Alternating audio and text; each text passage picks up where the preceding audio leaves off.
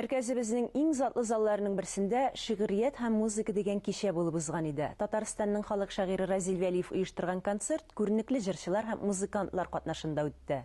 Һәм ул сөекле композиторыбыз Салих Сәйдәшевнең тууына 115 ел тулуга багышланды. И бүйек Сәйдәш, и моңлы Сәйдәш, милли җырларын җаннарга сердәш. Салих Сәйдәшев иҗатында үз халкының уй-хисләрен чагылдырган, җаны тәне белән халыкчан булган композитор. Аның музыкасында татар халкының рухи тормышы, кичерешләре, хисләре гәүдәләнә. Ул чын профессионал, югары иҗади дәрәҗәдә беренче композиторлар тәҗрибәсен нәтиҗәләде. Күп еллык халык традицияләрен Европа музыкасы тәҗрибәсе белән берләштерде һәм бу нигездә чын милли профессиональ сәнгатьне оештырды. Әйе, Салих Сәйдәшев хезмәт вазифасы белән генә түгел, бәлки күтәренке рухлы, илһамлы иҗаты, үзенең бөтен асылы, табигате, һөнәре белән композитор. Тормышка дан җырлаучы, музыкасы тирән оптимизм, кешелек дөньясына мәхәббәт, хезмәткә зур ихтирам белән сугарылган. Сәйдәшнең музыкасы яшәргә чакыра. Киң танылу тапкан композиторның бөеклеге дә шунда. Сәйдәшсез bir ничек тә булмый. Сәйдәш ул Сәйдәш. Ул Әдрән диңгезләрне хәзер дә җырлап йөрим, җырларын, хуш авылымнар, аның җырларын җырлый барысында. Сәйдәш бөек композитор.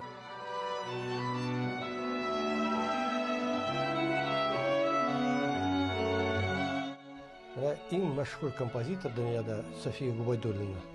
Аның әйткән сүзе бар, язып та калдырган, хәтта музейда булганда. Сәйдәш булмаса, мин дә булмас идем ди.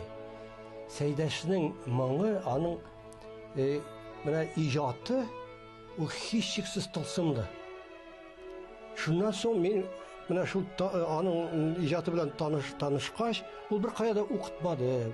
Бездә дә башка укытучылар булды. Ләкин мин аның музыка аша укыдым. Һәм дә менә шул музыкага кирип киттем, композитор булырга теләк туды шуннан соң. Мин татар халкын Сәйдәш музыкасыннан башка татар сәнгатен, бигрәк тә музыка сәнгатен Сәйдәш иҗатыннан башка, Сәйдәш музыкасыннан башка күз алдына да китерә алмыйм. Без мәктәптә укыганда аның җырларын җырлый идек, тыңлый идек, радиодан булсын, телевидениедән булсын, үзебезнең җыр дәресләрендә булсын.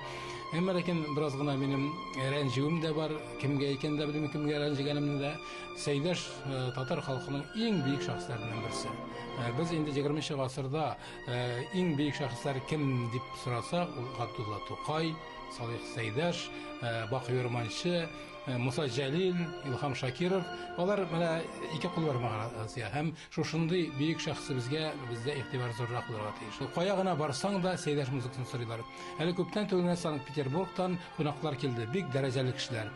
Аларга мин Сәйдәштән сөйләдем һәм аның берничә көен куеп күрсәткән идем. Алар миннән үтенеп сорый башладылар. Зинһар өчен безгә Салих Сәйдәшевнең музыкасын бирсәгез иде, җибәрсәгез иде. Безгә киләчәктә үзебезнең мәдәният министрлыгына да, гомумән музыкага, әдәбиятка, сәнгатькә кагылышлы башка оешмаларга да, телевидение, радио, газета журналларга да үзебезнең бөек шәхесләребезгә шул исәптән Сәйдәшкә дә игътибарны көчәйтергә кирәк иде. Сәйдәшкә ул кирәк түгел бүген көндә, ул безгә кирәк. Әгәр дә без татар халкын шундый бөек халык итеп дөньяга танытасыбыз килә икән, әгәр дә без татар халкын шундый бөек халык итеп дөньяга күрсәтәсебез килә икән, аны беренче чиратта Тукайлар аша, Сәйдәшләр аша гына күрсәтеп бара. Шуңа күрә, әгәр дә без инде Сәйдәшне тыңлыйбыз икән, Сәйдәшне дөньяга танытабыз икән, димәк, үзебезне дә дөньяга танытабыз дигән сүз. Әйе, Салих Сәйдәшев тирән мәгънәле, гүзәл яңгырашлы, тыңлаган саен тыңларга омтылыш уята торган әсәрләр иҗат итте. Татар халкы кайда гына яшәсә дә, мондый затлы улы, композитор, дирижер, музыкант Салих Җамалетдин улы Сәйдәшев белән хаклы рәвештә горурлана ала. Татарстанның халык артисты, атказанган сәнгать эшлеклесе Салих Сәйдәшевнең музыкаль әсәрләре һич кенә дә картая һәм искерә дә белмиләр. Алар бүген дә безнең белән яшиләр.